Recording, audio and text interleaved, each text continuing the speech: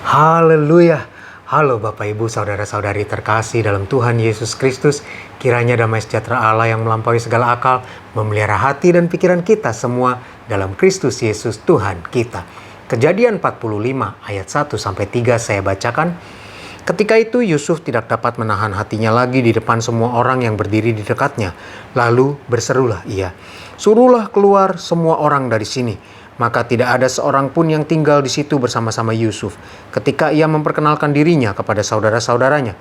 Setelah itu menangislah ia keras-keras sehingga kedengaran kepada orang Mesir dan kepada seisi istana Firaun. Dan Yusuf berkata kepada saudara-saudaranya, "Akulah Yusuf. Masih hidupkah Bapa?" Tetapi saudara-saudaranya tidak dapat menjawabnya sebab mereka takut dan gemetar menghadapi dia. Bapak Ibu Saudara-saudari, kita tahu sama-sama cerita tentang Yusuf ini, bahwa Yusuf mengalami kejadian yang tidak enak bersama saudara-saudaranya. Saudara-saudaranya melakukan perbuatan-perbuatan yang tidak menyenangkan kepadanya.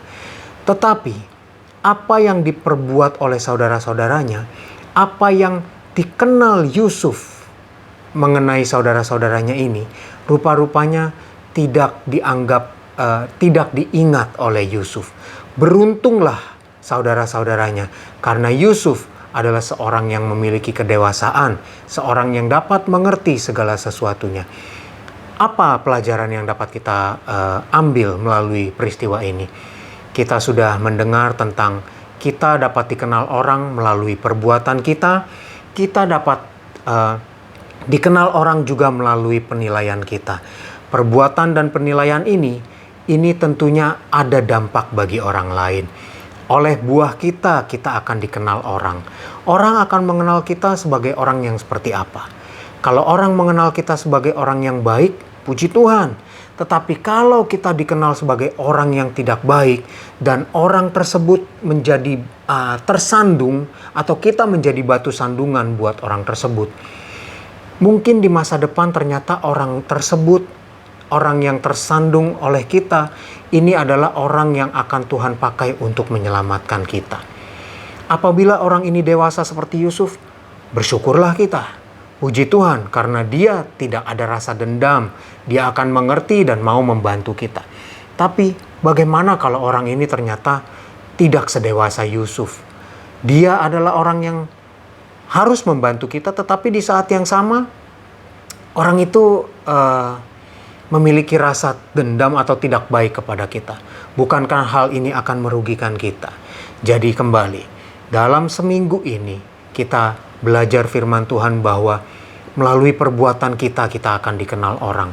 Oleh karena itu, marilah kita hasilkan buah-buah yang baik, perbuatan-perbuatan yang baik, baik perbuatan yang kita keluarkan maupun perbuatan dalam menilai orang lain.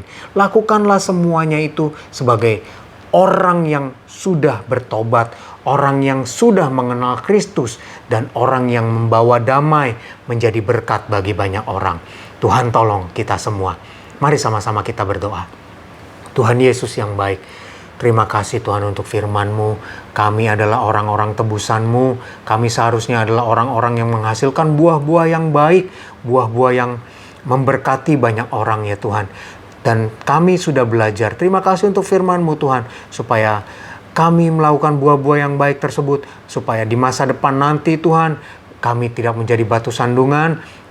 Apabila orang tersebut adalah orang yang akan Kau pakai untuk menolong kami, biar mereka dapat menolong kami dengan penuh sukacita, bukan menolong kami dengan keberatan-keberatan, karena kami sudah menjadi batu sandungan. Ampuni kami kalau selama ini kami sudah melakukan hal-hal yang tidak baik.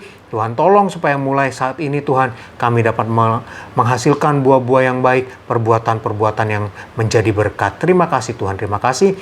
Di akhir pekan ini Tuhan, hamba berdoa bagi umat-umat-Mu yang akan bersama dengan keluarga menikmati akhir pekan. Tuhan berkati, jaga lindungi. Dan juga yang masih harus bekerja, Tuhan berkati, jaga lindungi. Tuhan beri hikmat, Tuhan berkati, sehingga ketika mengerjakan pekerjaan-pekerjaan mereka Tuhan, baik yang berwirausaha maupun bekerja di kantor, Tuhan, yang membuat mereka berhasil bersama-Mu Tuhan.